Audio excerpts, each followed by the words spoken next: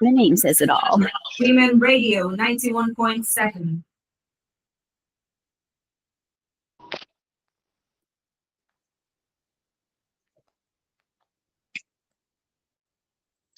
All right, good afternoon. Welcome to Women Radio 91.7,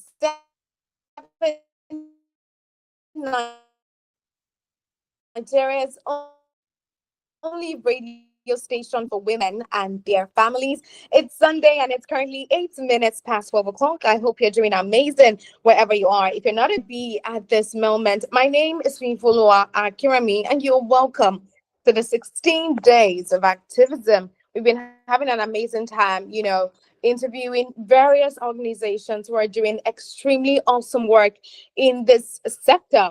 And the 16th day of activism is specially designed to raise awareness, mobilize action, and call for the prevention and elimination of all forms of violence against women and girls worldwide. So it's not just Nigeria, it's all over the world. And you know that this broadcast started on Tuesday, 25th of November, 2025, and it's going to end on the 10th of December, 2025, for the next 16 days at exactly 12:05 p.m. If you have any questions for us or you want to share your contributions, you can send it to us on 08155 917 917. Today is the 6th day of the 16 days of activism, and we're turning up.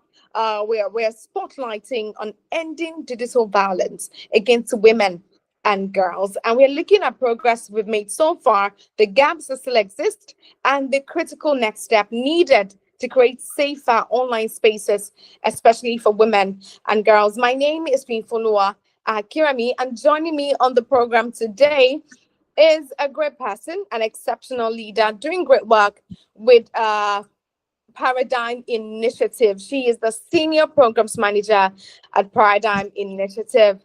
How are you, Ma? Good afternoon. I'm doing good. Good afternoon. And good afternoon. You're welcome. For the sake of those hearing your voice for the first time, can you please give us an introduction? Sure. My name is Khadija Usman, and I lead Paradigm Initiative's work in the Anglophone West Africa region. And Paradigm Initiative is a social enterprise that has been in existence for over 18 years now. And our focus is on digital rights, digital inclusion, and digital policy. So wherever the intersection of human rights and the use of technology is, that is where you would find Paradigm Initiative.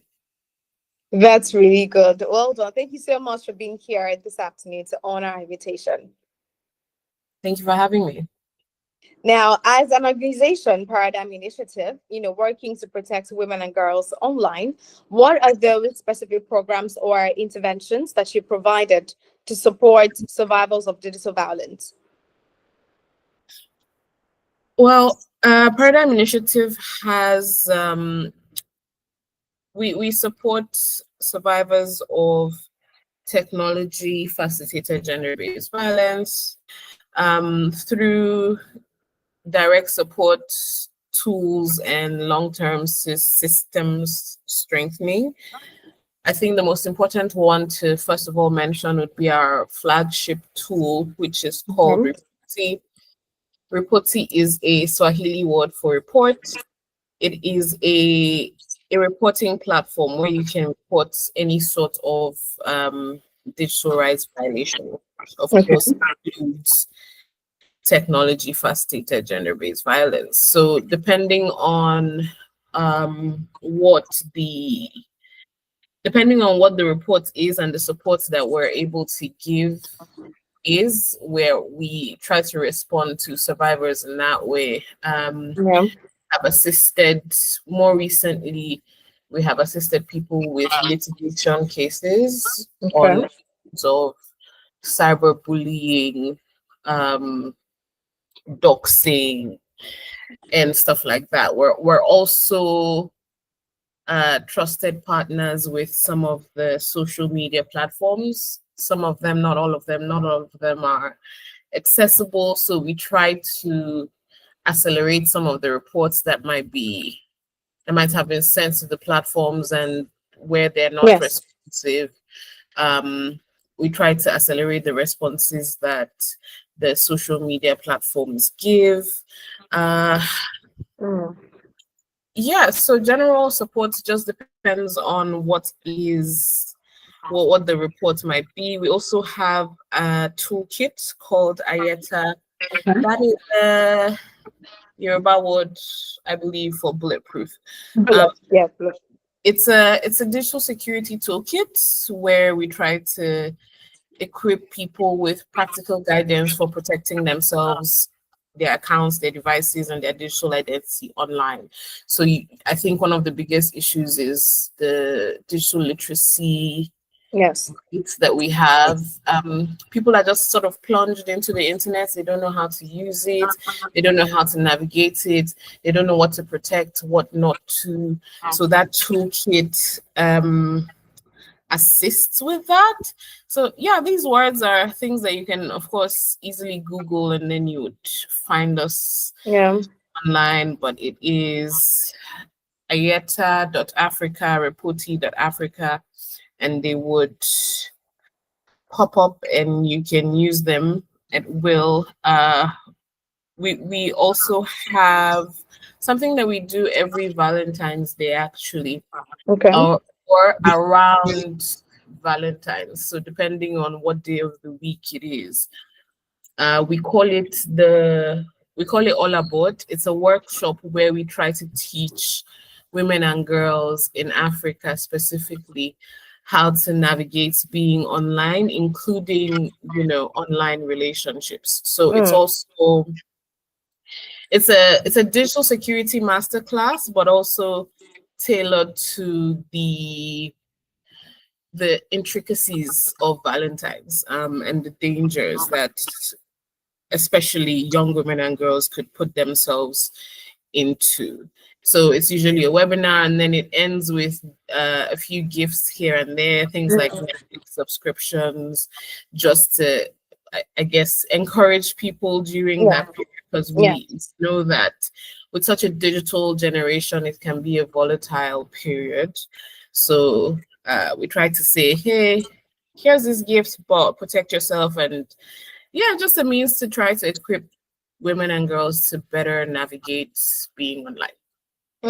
That's really good. You're doing so much great work at Paradigm Initiative. Well done. Thank you. Now, I also know that you mentioned a lot of things, but I also know that digital violence often goes unreported by a lot of victims because of the shame or maybe the fear of not being believed and all of those things. So many people do not like to speak up when they go through violence on social media or they're abused by certain individuals. Now, how do you tackle societal and cultural stigmas that prevent survivors from speaking up or maybe seeking help when abuses happen online? This is such a long-winded issue, and the solution is just as long-winded. The solution is not just one thing, but it's a series of systematic changes that need to happen, and would of course be seen over the next few years if we take it seriously. The first thing is awareness, of course, understanding the effect that this sort of violence has on people's lives.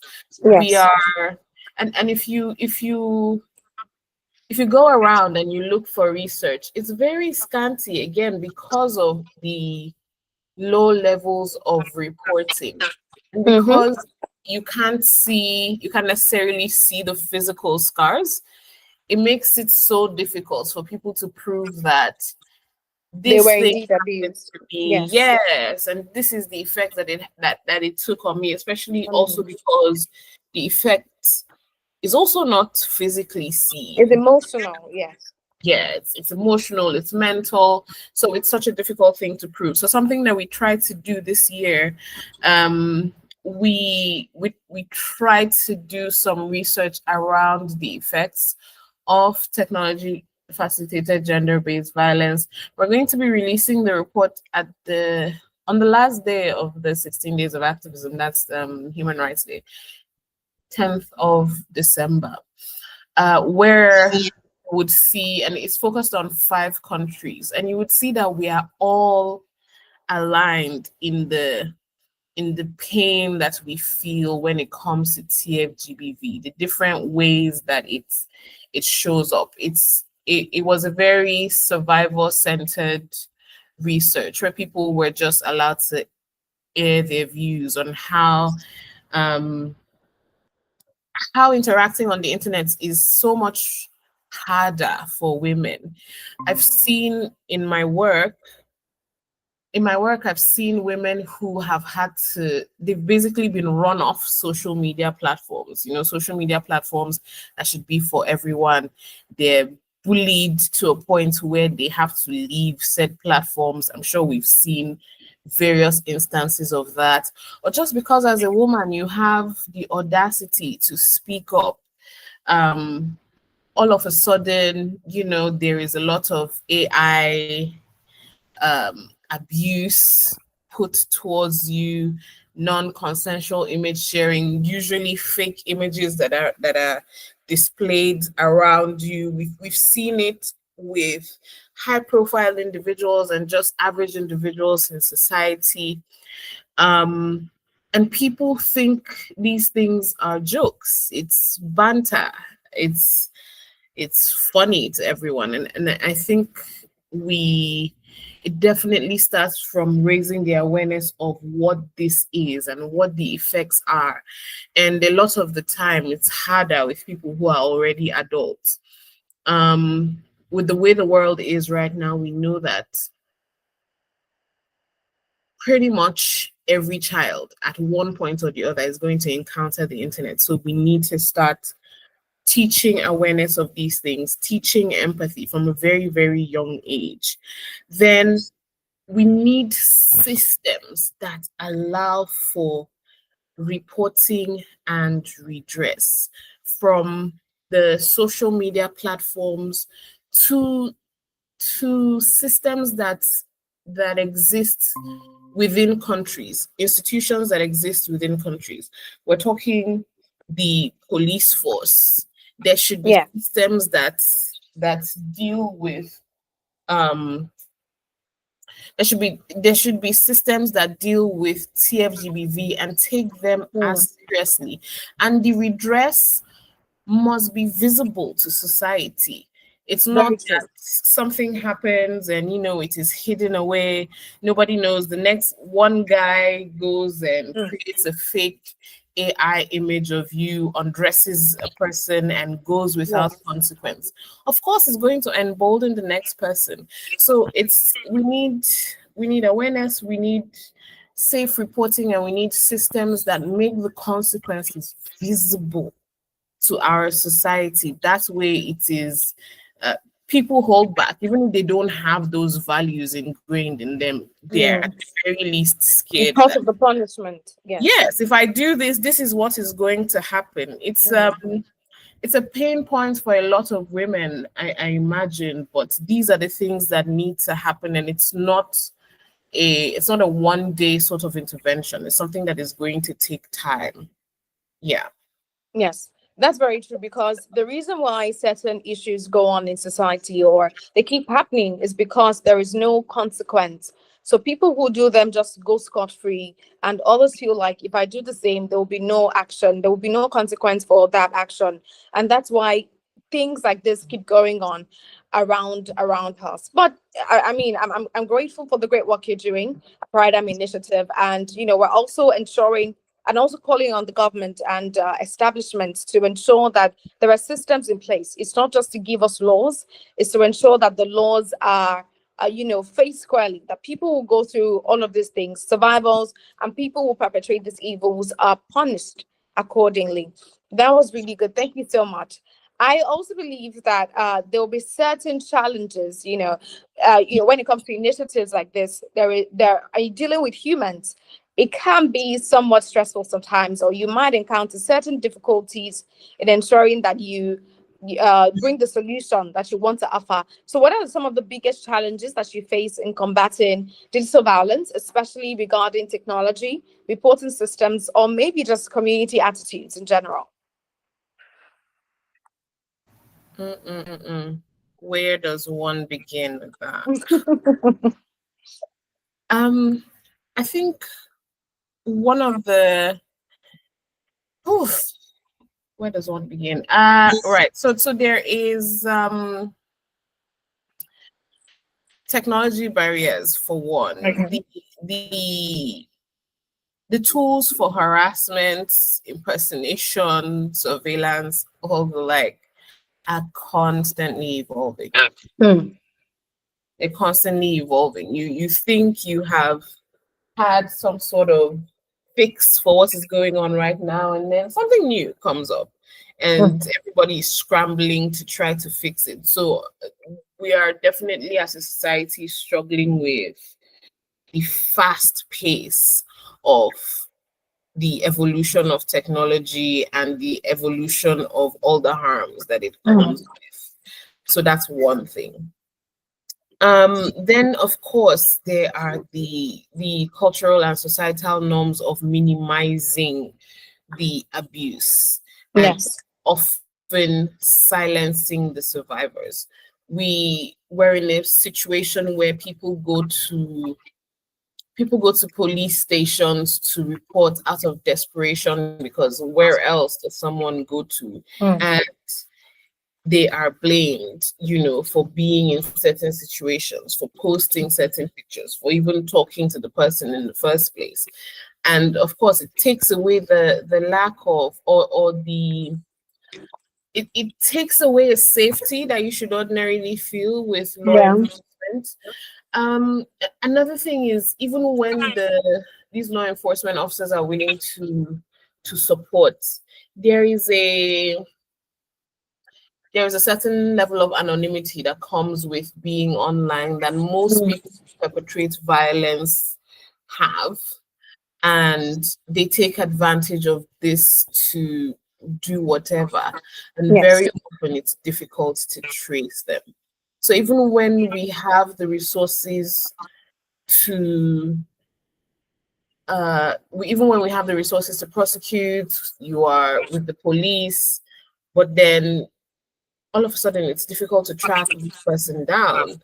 Difficult to, like I said earlier, some social media platforms are not accessible, not to governments, not to civil society organizations. It's very difficult for there to be a dialogue with a social media platform like X at the moment, or Telegram. So you would find that the worst of the worst, the worst of the worst, you would find on platforms like Telegram, because they're so inaccessible, and the modus operandi of platforms like that just enable violence. A lot of it. Enable, oh my goodness, to a point where, I'd be honest with you, sometimes there is no solution to the extent of the violence that someone faces. You would, for instance, a deep fake image is generated of a woman. She's bullied. We've seen a report where fake news was put out about a lady. She was in a university, and then the university newspaper took it up. It went viral. All of a sudden, she was unable to leave her house. She could not come out. People were laughing and sneering. You can imagine what that's like in the university community. We've received a report from someone whose images were leaked and person was being blackmailed, and we never heard from that lady again. It's been 4 months. Even her family is calling after the report was made. We can't say what exactly happened to that lady, because these are the effects. And with certain social media platforms, it's difficult to take down. Even the police can help you with tracing these things. people say, the internet is forever. Some of these images are hard to take down. So it is such a difficult place, even when the resources are available for things to be contained on the internet. And yeah, weak and outdated reporting systems, both from the platforms themselves to Yes. state level. It's so difficult to obtain timely support. And sometimes when you make a report, say on a social media platform, something happens on Meta, on Facebook, and you report. By the time they respond to that report, you are dead. Maybe it will take them 2-3 weeks to eventually respond or take that thing down. You can or can't blame them because of the size of the markets that they're dealing with. But sometimes when they eventually get to you and your reports, the damage has been done. So the barriers are everywhere, and we don't even have we don't have laws that actually protect people anyway. If you with situations like with situations where we have to take cases to court for individuals, sometimes even as lawyers we're grasping at straws. You're picking from this law, and in your way of interpreting it, you're joining things together to make the judge understand that, okay, this is an issue, because sometimes it's not stated particularly in the law that this is wrong, even though we all know as a society and we've seen. Yes. So the challenges they're far-reaching. But yeah, here we are. They do highlight the need for stronger collaboration between civil society, government, and tech platforms.